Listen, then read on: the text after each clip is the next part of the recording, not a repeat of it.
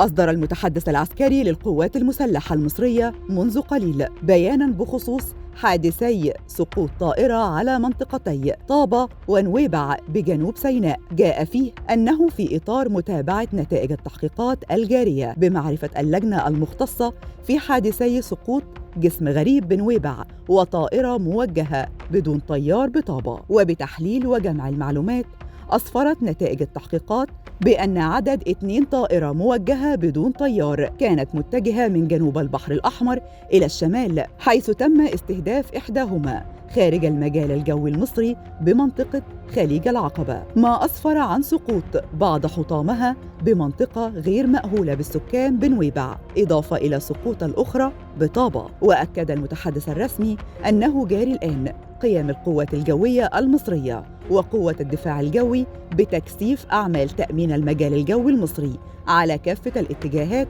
الاستراتيجية للدولة. حمى الله مصر وعافاها من كل سوء، آمين يا رب العالمين. ما تنسوش تشتركوا في قناة مصر اليوم على يوتيوب وتفعلوا زر الجرس علشان يوصل لكم كل الأخبار أول بأول.